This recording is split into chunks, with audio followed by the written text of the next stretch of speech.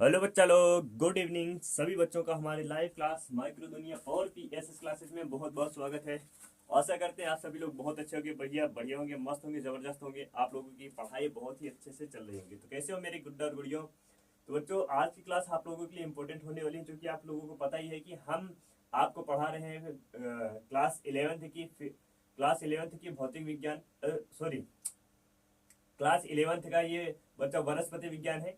इस वनस्पति विज्ञान में क्या हम इसको जूलॉजी बायोलॉजी के नाम से भी जानते हैं, क्योंकि भैया आपका जो इलेवेंथ ट्वेल्थ है, जो इलेवेंथ और ट्वेल्थ है भैया, इसमें आपके जीव विज्ञान जीव विज्ञान या फिर बायोलॉजी बायोलॉजी इन दोनों को मिक्स करके बताया गया है। ठीक है, इसमें आपका बॉटनी भी है, इसी में आपका बॉटनी भी है, और इसी में आपका जूलॉजी भी है, जूलॉजी। तो हम लोग इलेवेंथ का इस वाले चैप्टर में भैया वनस्पति जगत पढ़ रहे हैं। वनस्पति जगत में भैया आपका मुख्य रूप से क्या आता है जी? बॉटनी आता है। ठीक है, इसीलिए हम यहाँ पर बॉटनी वर्ड का इस्तेमाल किए। तो भैया हम लोगों की ये जो टॉपिक है, ये जो चैप्टर है, ये इंपॉर्टेंट होने वाला है, क्योंकि यहाँ से आपके वहां पर भैया बहुत सारे प्रश्न बनते हैं। मतलब कहाँ पर बोलोगे सर जी? बोलते हो आप लोग? क्या क्या क्या किया जाए भैया? एक मिनट रुकिएगा बच्चा, कुछ ढूंढ रहे हैं यार, कहाँ गया? 1 मिनट रुको, एक मिनट बस रुकिएगा। कहाँ रख दिया भैया? इसको मिटाने वाला ढूंढ रहे हैं यार। चलो मिल गया। चलो अब ध्यान देना भैया, यहाँ पर आपको लोगों का नीट के एग्जाम में यहाँ से बहुत सारे प्रश्न बनते हैं। ठीक है, तो शुरू करते हैं भैया। सबसे पहले देखो, हम पिछले क्लास में क्या क्या पढ़े थे, उसका 1 मिनट का रिवीजन देखेंगे। देखो बच्चा, हम लोग पढ़ रहे थे यहाँ पर जिम्नोस्पर्म के बारे में, राइट है। जिम्नोस्पर्म के बारे में बच्चों हम लोगों ने काफी कुछ पढ़ लिया था।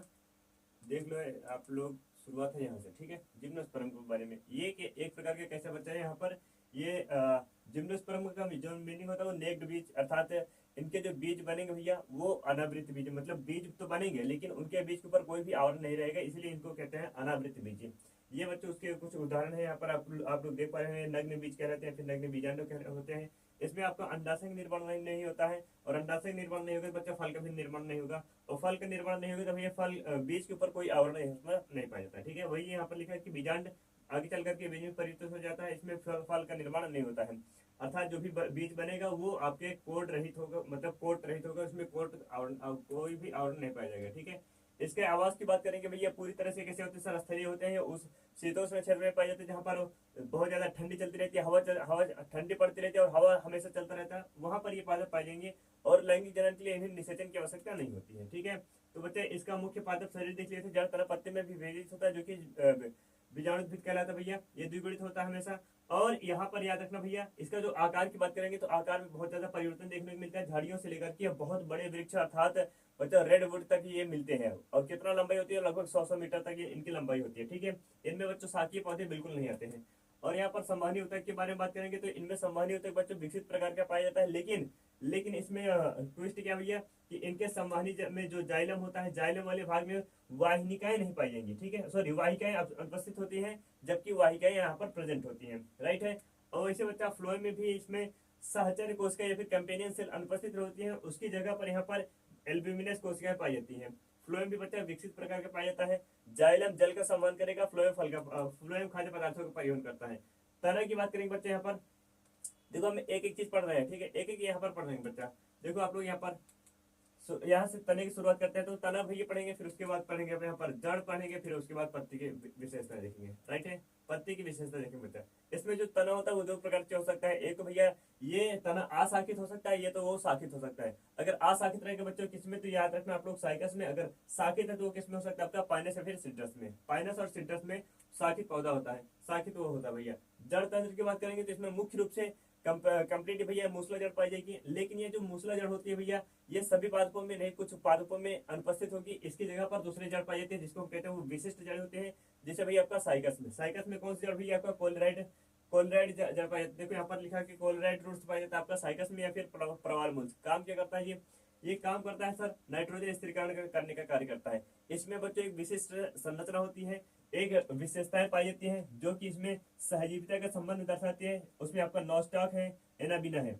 ये दो प्रकार के नील हरित ब्लू ग्रीन एल्गी बच्चों इसी में सहजीवी संबंध दर्शाते हैं। ठीक है, किसमें आपका कोरेलाइड जड़ में जो कि साइकस में पाया जाता है कोरेलाइड रूट्स, इसी में नाइट्रोजन स्थिरीकरण होता है। नाइट्रोजन स्थिरीकरण करने वाले जो छोटे छोटे सूक्ष्मजीव होते हैं उसको नॉस्टॉक और एनेबिना कहते हैं। ये एक प्रकार के नील हरे सवाल होते हैं। फिर ब्लू ग्रीन एल्गी होते हैं। दूसरी बच्चों विशिष्ट जड़ है पाइनस में पाया जाता है, जिसको हम कहते हैं यहाँ पर माइक्रोराइजा। ठीक है, ये भैया आपका माइक्रोराइजा या फिर कवक मूल, माइक्रोराइजा या फिर कवक मूल होता है। इस कवक मूल में ये भी सहजीवी संबंध दर्शाता है बच्चा, किसके साथ याद रखना आप लोग, ये कवक के साथ सहजीवी संबंध दर्शाता है। राइट है, कवक बच्चा क्या करेगा, कवक क्या करेगा, ये खनिज पदार्थों का जल का अवशोषण करता है और पादप को दे देता है। बल्कि पादप बच्चों उसके बदले में इन कवक को क्या देता है बच्चा, भोजन देता है। ठीक है, आप ये देख पा रहे हो जो व्हाइट आपको यहाँ पर दिखाई दे रहा है ना, यही आपका क्या है, कवक जाल या फिर माइसीलियम। ठीक है, इसी को बच्चा हाइफी बीड बोलते हैं, कवक तंतु। राइट है बच्चा, चलो आगे देखते हैं। यहाँ पर यहाँ तक की चीजें हम लोगों ने पढ़ लिया था भैया, यहाँ तक की चीजें अपन लोगों ने पढ़ लिया था। अच्छा, पत्तियों के बारे में बात करेंगे भैया। हम लोगों ने तना देखा, फिर उसके बाद जड़ देखा, उसके बाद देख रहे हैं पत्ती। ठीक है, जड़ तना पत्ती बता। फिर इसमें जो पत्तियां होती है वो साइकस में बचा पिच्छाकार पत्तियां होती हैं। अच्छा, इस पिच्छाकार पत्ती के बारे में हम लोग अगले चैप्टर में पढ़ने वाले हैं, जिसमें जो कि पादप शरीर है। ठीक है, ये फिर जो फिर नेक्स्ट चैप्टर है बच्चा आपका वनस्पति जगत में ही, वनस्पति जगत के बाद अगला आता है पुष्पी पादपों के आकार की या फिर सॉरी आकार की नहीं, शरीर पढ़ेंगे। ठीक है, नहीं सॉरी आकार की नहीं, इसके बाद वाला चैप्टर बचा आकार की रहेगा। आकार के वाले हम चैप्टर में देखेंगे कि पुष्पी पादपों में भैया, पुष्पी पादपों में देख ले या फिर अन्य पादपों में देख ले, जो आकार होता है ना, शरीर का शरीर संरचना कैसे कैसे बनी होती है। जड़ कैसे पाया जाएगा, पत्ती कैसे पाई जाएगी, तना कैसे पाया जाएगा, भैया उसमें फल होगा कि नहीं होगा, अगर फल होगा तो कैसे पाया जाएगा, तो इन सभी इनके बारे में देखेंगे वहाँ पर। ठीक है, तो पिच्छाकार पत्तियों के बारे में वहाँ पर बेहतरीन तरीके से आप लोग समझेंगे। बाकी यहाँ पर आप लोग देख पाए उसका उदाहरण यहाँ पर है। ठीक है जी, ये किस में पाया जाता है भैया, आपका साइकस में पाया जाता है पिच्छाकार पत्तियां। कोनिफर्स की बात करेंगे तो सुई आकार की, कोनिफर्स मतलब भैया कौन क्या आकार की, बिल्कुल यहाँ पर सुई नुकीली नुकीली पत्तियां पाई जाती हैं। और ये नुकीली पत्तियां क्यों पाई जाती है, इसका रीजन ये है भैया कि ये मरुद्भिद अनुकूलन दर्शाती है। मरुद्भिदी अनुकूलन ये जीरोफिटिक एडेप्टेशन दर्शाती है। रीजन क्या है उसका कि जहां पर ये पाई जाती है भैया वहां पर जल की कमी होती है, हमेशा हवा चलती रहती है, बर्फबारी होती रहती है, ठंडी हवा चलती है। इसी वजह से जल की हानि को रोकने के लिए, भैया वायु चलेगी तो जल उड़ता चला जाएगा वाष्प बन करके। तो जल की हानि को रोकने के लिए इनमें छोटे छोटे क्या पाए जाते हैं भैया, बहुत पत्तियां इनकी नुकीली हो जाती है, मतलब सुई की जैसी हो जाती है, और इनका क्षेत्रफल पूरी तरह से कम हो जाता है। ठीक है, क्यूटिकल की आउटर बच्चों इसमें मोम की होती है, जो कि मोटी होती है। क्यूटिकल की आउटर इसमें मोटी होती है, मोम की होती है, और इसमें रंध्र धसे हुए होते हैं। तो ये 3 गुण है भैया जो कि वाष्पोत्सर्जन की दर को कम करते हैं। आप लोग देख पा रहे हैं यहाँ पर जो स्टोमेटा रंध्र है वो संकीर्ण स्टोमेटा पाया जाता है, धसा हुआ रंध्र पाया जाता है। ठीक है, यहाँ पर देखो धसे हुए रंध्र या फिर संकीर्ण स्टोमेटा यहाँ पर पाया जाता है। और इसके क्यूटिकल की जो आवरण होगी वो बिल्कुल ठीक होगी, बिल्कुल मोटी होती है। राइट है, इन चीजों को बच्चों हम लोग पिछले क्लास में पढ़ लिए थे, आज की क्लास में हम लोग पढ़ेंगे यहाँ पर बीजाणु के निर्माण। ठीक है, देखो इसके पहले वाला जो टॉपिक बताए थे यहाँ पर, इसके पहले वाला टॉपिक मतलब कि आपका टेरिडोफाइटा। ठीक है, टेरिडोफाइटा अगर आपको याद होगा बच्चा, तो टेरिडोफाइटा में एक विशिष्ट लक्षण बताए थे, 2 पादपों का नाम बताए थे, एक तो साल्विनिया दूसरा सिलिजिनेला। साल्विनिया और सिलिजिनेला बच्चों, साल्विनिया और सिलिजिनेला। ठीक है, इन दो पादपों में बच्चों हम आपको बताए थे कि इन दोनों में विषम बीजाणु जीवन चक्र पाया जाता है। कौन सा जी, विषम बीजाणु जीवन चक्र है कि नहीं, विषम बीजाणु जीवन चक्र पाया जाता है। विषम बीजाणु मतलब इसमें बच्चा लघु बीजाणु ध्वनि और गुरु बीजाणु ध्वनि, लघु बीजाणु और गुरु बीजाणु का निर्माण होगा। राइट है, तो ऐसे जीवन चक्र को भैया हम कहते हैं विषम बीजाणु जीवन चक्र। तो सबसे बचे जो साल्विनिया और सिलिजिनेला है, ये 2 प्रकार के विशिष्ट पादप ऐसे थे जो कि विषम बीजाणु थे। हालांकि 5 प्रकार के आपको बताए थे, अगर याद होगा तो एम्स नामक ट्रिक से बताए थे भैया। बाकी वो 3 अन्य हैं, जैसे जिसमें आपका एजोला वगैरह आ जाता है। तो ये साल्विनिया और सिलिजिनेला, ये 2 पादप भैया आपके एनसीईआरटी में दिए गए हैं जो कि विषम बीजाणु होते हैं। सबसे पहले बीज की प्रवृत्ति बच्चा इन्हीं 2 पादपों में देखी गई है। राइट है, तो अब आगे देखते हैं भैया। तो चूंकि इसमें विषम बीजाणु है, तो इसके बाद जो भी बनने वाला पादप होगा भैया, ये सबसे लास्ट वाले पादप थे। ठीक है, सबसे लास्ट वाले पादप थे। इसके बाद जो भी बनने वाला पादप होगा बच्चा, उसमें सभी में विषम बीजाणु जीवन चक्र पाया जाएगा। राइट है, विषम बीजाणु बच्चा जीवन चक्र पाया जाएगा। तो अब देखिए यहाँ पर हम लोग पढ़ रहे हैं भैया आपका जिम्नोस्पर्म। जिम्नोस्पर्म में सभी में बीजाणु कैसे बनेंगे बच्चा, जो बीजाणु का प्रकार बनेगा, जो बच्चा बीजाणु का प्रकार बनेगा, बिल्कुल वो सर बीजाणु जो प्रकार बनेगा वो विषम बीजाणु होगा। ठीक है, कैसे होगा जी, विषम बीजाणु होगा। यहाँ पर भैया आपके लघु बीजाणु बनेंगे, लघु बीजाणु बनेंगे बच्चा। और कैसे बनेंगे, लघु बीजाणु का निर्माण होगा, और यहाँ पर विषम बीजाणु का निर्माण, सॉरी गुरु बीजाणु का निर्माण होगा, गुरु बीजाणु का निर्माण होगा। लेकिन बच्चे ये जो लघु बीजाणु गुरु बीजाणु है, लघु बीजाणु का निर्माण किससे होगा सर, लघु बीजाणुद्भिद से।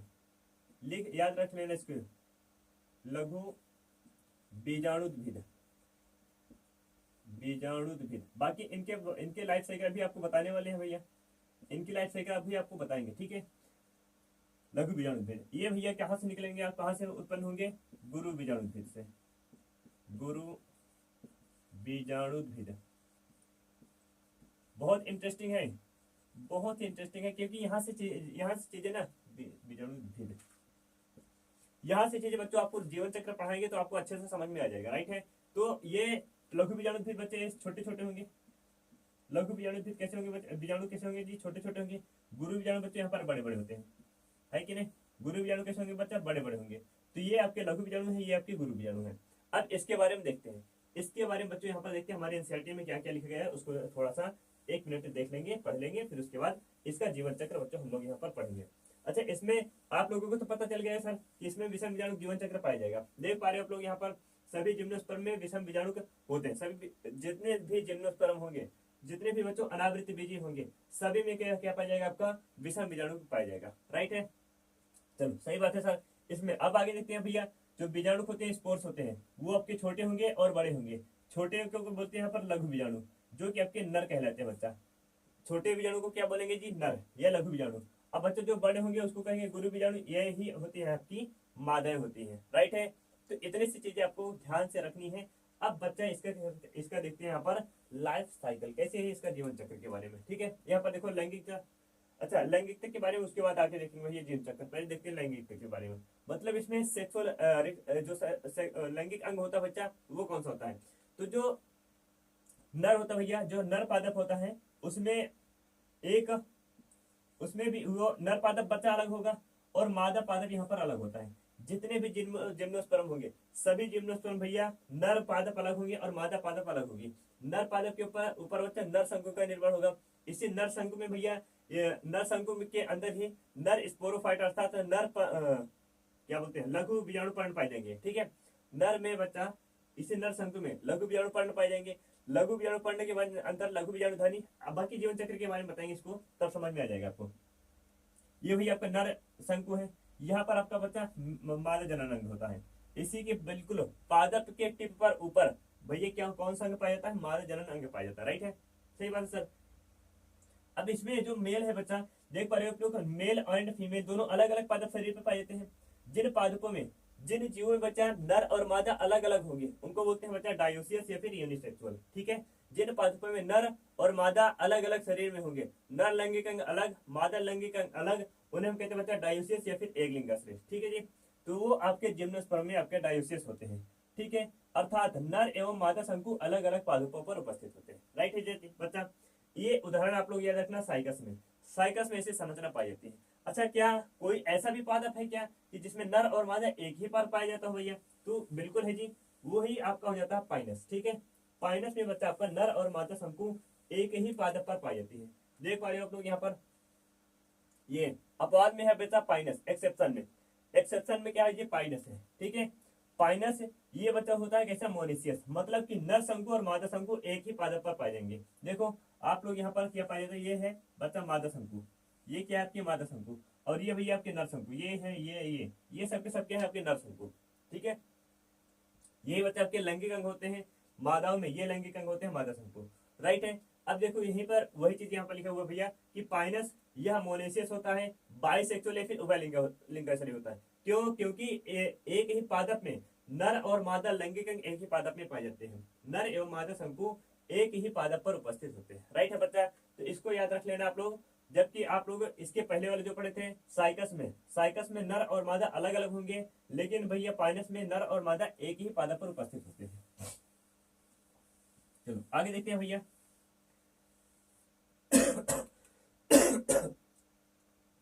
अच्छा, यहाँ पर जो युग्मकोद्भिद का अस्तित्व है ये इंपॉर्टेंट है, याद रखना जरूर।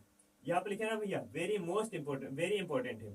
तो इसमें बच्चों यहाँ पर देखो, जो जिम्नोस्पर्म में नर एवं मादा युग्मकोद्भिद का स्वतंत्र अस्तित्व नहीं होता, वह बीजाणुद्भिद की बीजाणु धनी के भीतर रहते हैं। मतलब इसके पहले बच्चे जब आप लोग टेरिडोफाइटम पढ़ रहे थे तो वहां पर आप लोग देख रहे थे कि युग्मकोद्भिद अलग हो जा रहा था।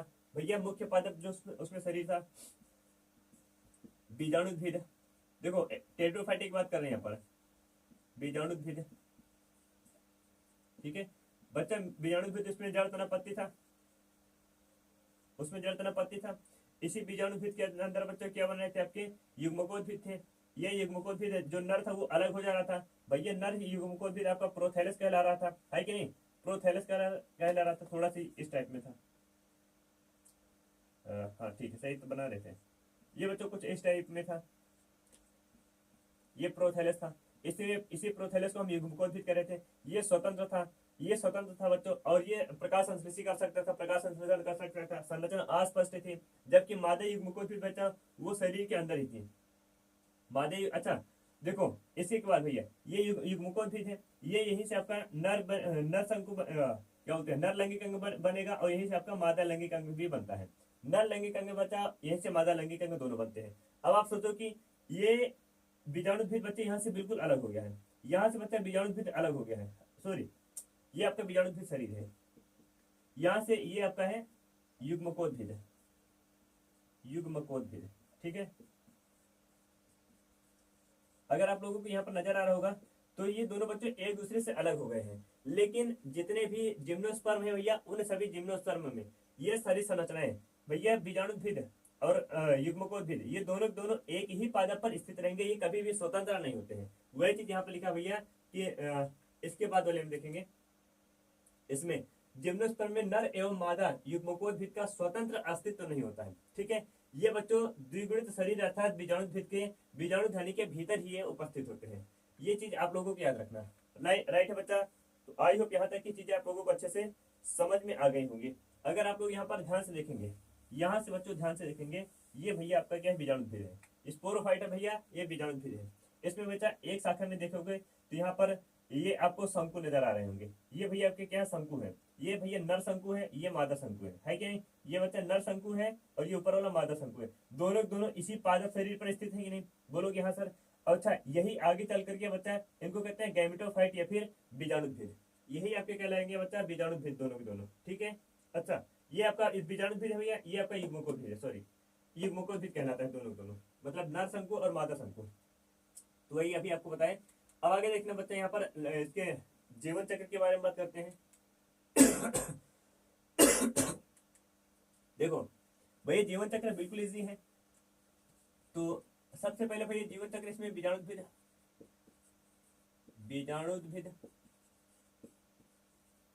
ठीक है। बीजाणुद्भिद कैसा रहेगा बच्चा, द्विगुणित रहेगा। यहाँ पर भी बीजाणुद्भिद भैया, बीजाणुद्भिद कैसा रहेगा बच्चा, यहाँ पर द्विगुणित रहेगा, ठीक है। सारी चीजें आपको बिल्कुल स्पष्ट हो जाएंगी, क्लियर हो जाएंगी, बस थोड़ा सा आप लोग ध्यान से लिखिएगा, सारी चीजें बच्चों आपको यहाँ पर क्लियर हो जाएगी। अच्छा बीजाणुद्भिद के अंदर भैया जड़ तना पत्ती पाई जाएगा, क्या पाई जाएगा बच्चा, जड़ तना पत्ती पाई जाएगा, है कि नहीं। यहाँ पे लिख रहे हैं जड़ तना और पत्ती, ये सारी संरचना आपके बीजाणुद्भिद में पाई जाती है। और ये सबके सब बच्चों कैसे होते हैं, द्विगुणित होते हैं, ट्विन होते हैं। सेम टू सेम इसमें भी, सेम टू सेम इसमें भी, ठीक है, दोनों में बच्चा यही पाया जाएगा। अब आगे ध्यान देना, बीजाणुद्भिद के ऊपर बच्चा क्या पाए जाएंगे सर, नर शंकु और मादा शंकु, ठीक है। नर शंकु ये नर लैंगिक अंग होते हैं। नर शंकु बच्चों कैसा रहेगा, ये भी द्विगुणित रहेगा आपका। बीजाणुद्भिद के अंदर बच्चा जो मादा शंकु होगी, यहाँ पर भी मादा शंकु होगी बच्चा, मादा शंकु कैसी रहेगी बच्चा, आपका द्विगुणित रहेगी, राइट है, अच्छी बात है सर। अब आगे देखते हैं सर, नर शंकु के अंदर, नर शंकु बहुत सारे पत्तियों से मिलकर के बना होता है, जिनको कहते हैं बच्चा लघु बीजाणु पर्ण, क्या बोलेंगे, लघु बीजाणु पर्ण, ठीक है, लघु बीजाणु पर्ण होता है। ये भी कैसे रहेगा, द्विगुणित रहेगा। इसमें बच्चों मात्रशंकु के अंदर क्या रहेगा, गुरु बीजाणु पर्ण, गुरु बीजाणु पर्ण। एक एक चीजों को यहाँ पर ध्यान से देखेंगे तो सारी चीजें आपको अच्छे से समझ में आ जाएंगी। बीजाणु पर्ण कैसा रहेगा बच्चे, ये भी द्विगुणित रहेगा। अच्छा आगे ध्यान देना, लघु बीजाणु पर्ण, लघु बीजाणु पर्ण के अंदर बच्चों क्या होंगे, छोटे छोटे लघु बीजाणु ध्वनि होगी। सबका भी चित्र भी देखेंगे, चित्र के द्वारा भी देखेंगे बच्चों, अच्छे समझ में आ जाएगा, ठीक है। लघु बीजाणु ध्वनि, लघु बीजाणु ध्वनि कैसा रहेगा बच्चों, ये भी द्विगुणित रहेगा। यहाँ पर क्या बनेगा, गुरु बीजाणु ध्वनि, ठीक है, गुरु बीजाणु ध्वनि द्विगुणित रहेगा ये भी। अब लघु बीजाणु ध्वनि के अंदर बच्चों किसका निर्माण होगा सर, लघु बीजाणु का निर्माण होगा, लघु बीजाणु।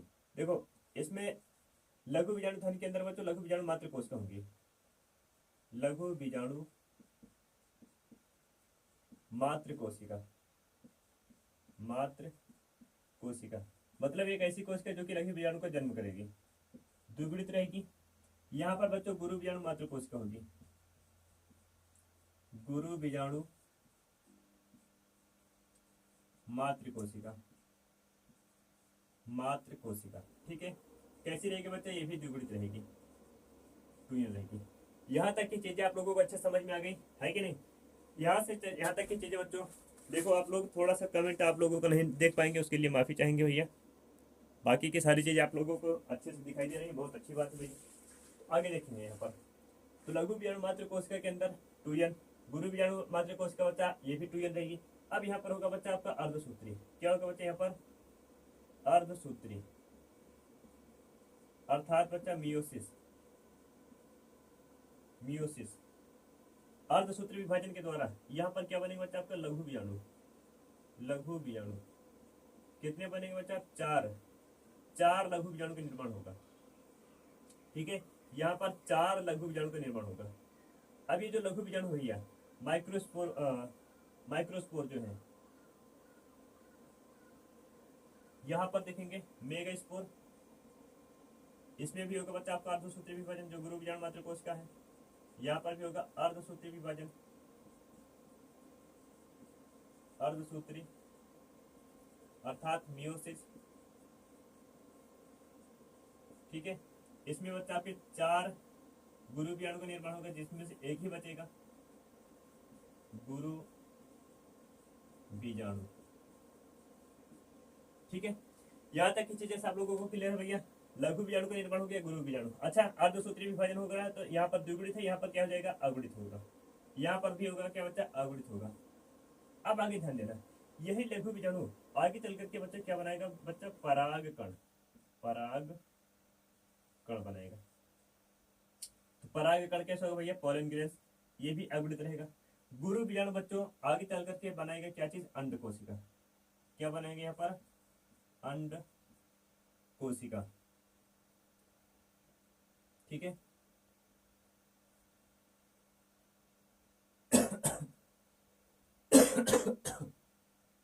ठीक है, अंड कोशिका ये भी कैसी रहेगी बच्चा, अगुणित रहेगी। देखो इसी के द्वारा यहीं पर बच्चों ये गुरु बीजाणु ही आगे चल करके यहीं पर भ्रूण कोश का भी निर्माण करेगी। क्या चीज बच्चा, भ्रूण कोश का भी निर्माण करेगी।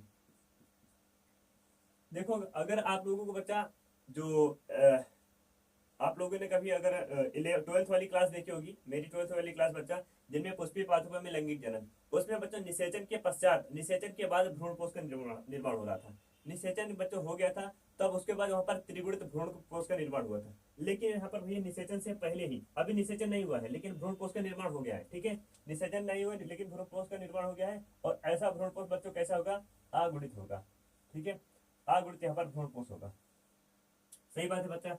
अब आगे ध्यान देना, ये बच्चों परागकण है, ये परागकण यहाँ से उड़ेगा, यहाँ से बच्चों जंप करेगा। जंप कैसे करेगा सर? तो जंप करने के इसको चाहिए हवा, तो हवा का झोंका आएगा भैया, तो ये परागकण यहाँ से उड़ता हो जाएगा। ठीक है, कैसे बच्चे? यहाँ पर होगा वायु परागण, वायु परागण, वायु परागण। बच्चों ये हवा द्वारा यहाँ से जाएगा किसके पास सर? अंडकोश के पास। ये भैया परागकण है, ठीक है, ये क्या है? ये परागकण है, और यहाँ इसकी है अंडकोशिका। दोनों के क्या होगा बच्चा? निषेचन होगा। दोनों के क्या होगा बच्चा? निषेचन होगा। निषेचन होने के बाद बनेगा यहाँ पर युग्मनज, युग्मनज। ठीक है, यह युग्मनज बच्चों आगे चल करके किसमें निर्मित होगा बच्चा? भ्रूण में, भ्रूण बनेगा। अब यही भ्रूण आगे चल करके नया पादप का निर्माण करेगा, नया पादप। तो ये बच्चे इसकी हो गई जीवन चक्र, इसकी हो गई लाइफ साइकिल। देखो शुरुआत में बच्चे यहाँ पर द्विगुणित है, फिर उसके बाद यहाँ पर क्या हो गया सर? युग्मक बनते समय ये अगुणित हो गया है कि नहीं? युग्मक बनते समय बच्चों कैसा हो गया? ये अगुणित हो गया है, अगुणित हो गया है। फिर उसके बाद भैया युग्मनज बना, ये युग्मनज कैसा हो गया बच्चा? द्विगुणित हो गया। भ्रूण कैसा रहेगा? द्विगुणित रहेगा। ठीक है, नया पादप शरीर कैसा रहेगा बच्चा? द्विगुणित रहेगा। नया पादप शरीर में आपके जड़ता पत्ते वही होंगे भैया। देखो जो यहाँ पर बीजाणुद्भिद लिखे भैया, ये बीजाणुद्भिद आगे चल करके युग्मकोद्भिद का निर्माण। अच्छा यहाँ पर नर शंकु भी ये आपका युग्मकोद्भिद कहलाएगा। जो नर शंकु है भैया, यही आपका युग्मकोद्भिद कहलाएगा। राइट है, समझ में आई बात ना? नर शंकु ही आपका युग्मकोद्भिद कहलाएगा। चलो आई होप यहाँ तक की चीजें आप लोगों को अच्छे से क्लियर हो गई होंगी भैया। यहाँ से अगर आप लोगों को नजर आ रहा होगा तो सर इसका मुख्य पादप शरीर कैसा? सर द्विगुणित है। ठीक है, वहां पर भी द्विगुणित है, इसलिए इसको कहते हैं sir diplontic cycle, diplontic, diplontic चक्र। ठीक है, जिनमें बच्चा मुख्य पादप शरीर अगुणित होता है, जिन पादपों में मुख्य पादप शरीर अगुणित होता है उसमें हैप्लोडिप्लॉन्टिक रहेगा। लेकिन भैया इसमें मुख्य पादप शरीर कैसा सर? आपका द्विगुणित है, इसलिए इसको बोलेंगे डिप्लॉन्टिक साइकिल, डिप्लॉन्टिक चक्र बोलेंगे। राइट है, एक बार फिर से बता देना, सारी कहानी अच्छे से समझ में आ जाएगी आपको। जीवन चक्र में भैया पढ़ रहे हैं किसका? सर जिम्नोस्पर्म का। जिम्नोस्पर्म भैया जीवन चक्र में नर शंकु अलग होगा, पहले बीजाणुद्भिद रहेगा और वहां पर भी बीजाणुद्भिद। ठीक है, दोनों में क्या रहेगा बच्चा? बीजाणुद्भिद। अच्छा बीजाणुद्भिद से भैया नर शंकु का निर्माण होगा, तो यहाँ पर नर शंकु, बीजाणुद्भिद के ऊपर ही नर शंकु पाए जाएंगे। यही नर शंकु आपके युग्मकोद्भिद कहलाते हैं। उस बीजाणुद्भिद के ऊपर भैया मादा शंकु होगा। अगर ये अलग अलग पादप में है तो, अगर ये अलग अलग पादप में है तभी ये संरचना, सेम पादप में तभी यही संरचना। ठीक है, चलो अच्छी बात है बच्चा। अब नर शंकु यहाँ पर रहेगा, वहां पर होगा मादा शंकु। सर नर शंकु के अंदर लघु बीजाणु पर्णक का निर्माण होगा। नर शंकु अंदर भैया ढेर सारे लघु बीजाणु पर्णक पाए जाएंगे, और इसी लघु बीजाणु पर्णक के अंदर लघु बीजाणु धान्य मिलेंगी। वैसे सेम टू सेम मादा शंकु के अंदर भैया गुरु बीजाणु पर्ण पाए जाएंगे, ढेर सारे गुरु बीजाणु पर्ण, इन्हीं के अंदर बच्चा गुरु बीजाणु धानी होगी। ठीक है, गुरु बीजाणु धानी के यहाँ पर निर्माण होगा। देखो जैसे बच्चा ये पत्ती है, ये क्या बच्चा? आपकी पत्ती है। ठीक है, ये पत्ती कौन सा? लघु बीजाणु पर्ण। भैया इसी के अंदर क्या होंगे? छोटे छोटे बच्चों क्या होंगे? लघु बीजाणु धानी होगी। ठीक है, ये है इसकी लघु बीजाणु धानी। अब इसी लघु बीजाणु धानी के अंदर बच्चों छोटी छोटी क्या बनेंगे? ढेर सारे यहाँ पर कोशिकाएं पाई जाएंगी। क्या बोलेंगे उसको सर? लघु बीजाणु मातृ कोशिका। वैसे सेम टू सेम इसमें भी रहेगा गुरु बीजाणु मातृ कोशिका। अच्छा इस लघु बीजाणु मातृ कोशिका के अंदर अर्धसूत्री होगा बच्चा। अर्धसूत्री के द्वारा क्या बनाएगा? यहाँ पर चार अगुणित लघु बीजाणु। वैसे यहाँ पर भी गुरु बीजाणु मातृ कोशिका में भैया अर्धसूत्री विभाजन होगा, तो यहाँ पर भी गुरु बीजाणु का निर्माण होगा। ठीक है, गुरु बीजाणु का निर्माण होगा। अब बच्चे यही लघु बीजाणु आगे चल करके बदल जाएगा, इसमें विकास होगा भैया, इसमें डेवलपमेंट होगा, तो परागकण में बन जाएगा। परागकण बच्चा ये वायु द्वारा परागित होगा, चला जाएगा किसके पास सर? अंडकोश के पास। मतलब ये गुरु बीजाणु आगे चल करके परिवर्तित हो जाता है अंडकोश का। इसी गुरु बीजाणु से यहाँ पर भैया आगे चल करके निर्माण होता है भ्रूणपोष का। ये भ्रूणपोष भैया निषेचन से पहले बन रहा है, इसलिए ये अगुणित होगा। और यहाँ पर भैया जैसे परागकण होगा, परागण की प्रक्रिया होगी, युग्मनज बनेगा, युग्मनज के बाद भ्रूण बनेगा, फिर उसके बाद नया पादप का निर्माण हो जाएगा। ये चक्र बच्चों आपका डिप्लॉन्टिक चक्र कहलाएगा, क्योंकि इसमें द्विगुणित शरीर, मुख्य शरीर इसका द्विगुणित है। ठीक है, चलो अब इसको चित्र के माध्यम से देख लेते हैं बच्चा, सारी चीजें आप लोगों को अच्छे से क्लियर हो जाएंगी। ओके, स्क्रीनशॉट जरूर ले करिएगा या फिर लिखते चलिएगा, जिससे कि आपको नोट्स क्लियर रहे भैया। नोट्स में आपको कोई भी दिक्कत ना रहे। ओके,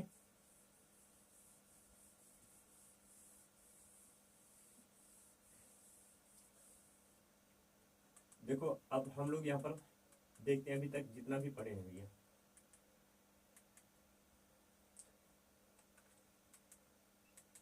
तो यही लिखते हैं नर अंग, नर जनक अंग क्या कहलाएगा बच्चा आपका, नर बीजाणुद्भिद। ठीक है, कैसा रहता है बच्चा, द्विगुणित रहता है। इसी के अंदर बच्चा नर शंकु का निर्माण होगा, नर शंकु कैसा रहेगा सर, द्विगुणित रहेगा। फिर उसके बाद लघु बीजाणु, नर शंकु से ही ढेर सारे लघु बीजाणु पर्ण का बनते भैया, ढेर सारे लघु बीजाणु पर्ण आगे चलकर नर शंकु ही बनाते हैं। ठीक है, मतलब ये देखो बच्चा नर शंकु है, अब इसमें से एक पत्ती को निकालेंगे बच्चा लघु बीजाणु पर्ण। ठीक है, एक पत्ती को निकालेंगे लघु बीजाणु पर्ण। अगर हम कहते हैं भैया नर शंकु का निर्माण किससे हुआ है, ढेर सारे लघु बीजाणु पर्ण से हुआ है। ठीक है, चलो अब इसी लघु बीजाणु पर्ण के अंदर बच्चों क्या होंगी, छोटे छोटे लघु बीजाणु ध्वनि। अब आप देख पा रहे हो यहाँ पर छोटे छोटे क्या है, लघु बीजाणु ध्वनियां हैं, छोटी छोटी यहाँ पर लघु बीजाणु ध्वनि है। इन लघु बीजाणु ध्वनि के अंदर छोटे छोटे बच्चे क्या पाएंगे, लघु बीजाणु पाएंगे। ठीक है, लेकिन आगे देखो ये सर आगे परागकण का निर्माण कैसे होगा, लघु बीजाणु ध्वनि भैया इसी के अंदर क्या होगा, लघु बीजाणु मात्र कोशिका, उसमें होगा अर्धसूत्री विभाजन। अर्धसूत्री विभाजन के बाद बनेगा बच्चा लघु बीजाणु। ठीक है, अर्धसूत्री विभाजन के बाद क्या बनेगा, लघु बीजाणु, मियोसिस। अब बच्चे ये जो लघु बीजाणु बन जाएगा यही आगे चल करके परिवर्तित हो जाएगा। देखो बीजाणु ध्वनि भैया कैसा द्विगुणित है, लघु बीजाणु कैसा बच्चा आपका अगुणित है, तो परागकण भी कैसा रहेगा बच्चा, अगुणित रहेगा। ठीक है, अब आगे ध्यान देना, यहीं से बच्चा, यहीं से सारी संरचना का निर्माण होता है। ये परागकण ही आगे चल करके किसका निर्माण करेगा बच्चा, गैमेट का। इसलिए इसको कहते हैं सर नर युग्मकोद्भिद। ठीक है, इसीलिए इसको कहते हैं बच्चा नर युग्मकोद्भिद, क्योंकि इसी के अंदर आपके छोटे छोटे क्या पाए जाएंगे, युग्मक पाए जाएंगे। राइट है, इसी में बच्चा आपका युग्मक भी पाए जाएंगे। क्लियर है, चलो आगे देखते भैया, ये परागकण का निर्माण हो गया, मतलब ये नर वाला भाग क्लियर। अब देखते भैया यहाँ पर आप मादा जननांग की बात करेंगे, तो मादा जननांग में बच्चा आपका मादा बीजाणुद्भिद होगा। ठीक है, मादा बीजाणुद्भिद होगा। इसी में मादा बीजाणुद्भिद के अंदर बच्चा द्विगुणित कोशिका होगी। यह द्विगुणित कोशिका मादा शंकु का मतलब मादा शंकु ये कहलाएगी। मादा शंकु भैया आगे चल करके गुरु बीजाणु पर्ण का निर्माण करेगा। फिर यहाँ पर गुरु बीजाणु ध्वनि या फिर बीजाणु का संरचना बनाएगा। ठीक है, गुरु बीजाणु ध्वनि या फिर बीजाणु की संरचना बच्चे यहाँ पर बना रहा है, देख लो आप लोग। अब इसी बीजाणु के अंदर बच्चा, इसी बीजाणु के अंदर क्या होगा सर, मियोसिस, फिर अर्धसूत्री विभाजन होगा।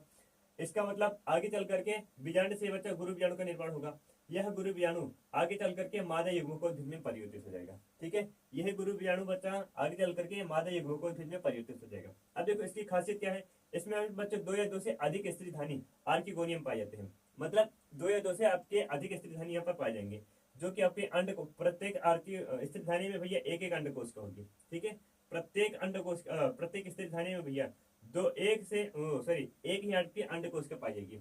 यहाँ पर आप लोग देख पा रहे हो, एक स्त्री धानी बच्चा 2 स्त्री धानी है कि नहीं, एक स्त्री धानी बच्चा 2 स्त्री धानी, ये आपका क्या है, मुख्य युग्मकोद्भिद है। इसी के अंदर आपका एक स्त्री धानी, दूसरा स्त्री धानी, एक अंड कोशिका एक अंड कोशिका दोनों में। राइट है, चलो अब आगे देखते हैं बच्चा, इसी की कहानी यहाँ पर परागण कैसे होता है बच्चा। अब युग्मक मादा युग्मक और नर युग्मक दोनों का निर्माण होगा भैया। अब उसके बाद आएगा परागण। तो परागण जो परागकण होगा, परागकण भैया परागकण ही नर युग्मकोद्भिद कहलाता है। मतलब इसमें जो परागकण होता है वही आपको थोड़ी देर पहले आपको चूंकि बताए थे कि जो परागकण होगा वही नर युग्मकोद्भिद कहलाएगा। इसी के अंदर बच्चा नर युग्मक का निर्माण होगा। तो परागकण बच्चा मुख्य रूप से वायु द्वारा परागित होता है, इसे कहते हैं बच्चा एनिमोफिले। ये चीजें अभी थोड़ी देर आपको पहले बताए थे कि जो परागकण होगा बच्चा वो वायु द्वारा क्या होगा, परागित होगा। ठीक है, देखो आप लोग यहाँ पर यहाँ से बताए ये नर युग्मको, यहाँ से नर क्या बोलते हैं, ये नरशंकु है। नरशंकु से बच्चा ढेर सारे परागकण यहाँ से वायु द्वारा निकल रहे हैं। ये जाकर के उड़ता उड़ता हुआ जाएगा कहाँ पर, मादा के अंडकोश के पास। इनमें बच्चा भ्रूणपोष निषेचन से पहले बन जाता है। मादा में जो होगा भ्रूणपोष निषेचन से पहले बन जाता है, और यही कारण है, इसी कारण यह अगुणित रहता है। ठीक है, तो भ्रूणपोष निर्माण निषेचन होगा। राइट है बच्चा, भ्रूणपोष के निर्माण के बाद क्या होगा, निषेचन की प्रक्रिया होगी। ये आपकी हैप्लॉइड होता है, ये भ्रूणपोष आपका हैप्लॉइड होता है। सारी चीजें अभी आपको थोड़ी देर पहले बताए थे, तो उन चीजों को बच्चा बिल्कुल ध्यान से देखिएगा। फिर उसके बाद आप लोगों की कहानी बहुत ही बेहतरीन रहेगी। ठीक है, समझ में आ जाएगा सारी चीजें। युग्मकोद्भिद का अस्तित्व, क्योंकि आपको बताए थे कि सर इसमें युग्मकोद्भिद स्वतंत्र अस्तित्व में नहीं रह सकता। ठीक है, यहाँ आप लोग वही चीज देख पा रहे भैया कि जिम्नोस्पर्म में नर एवं मादा युग्मकोद्भिद का स्वतंत्र अस्तित्व नहीं होता है, वह बीजाणुद्भिद के बीजाणुधानी में ही रहते हैं।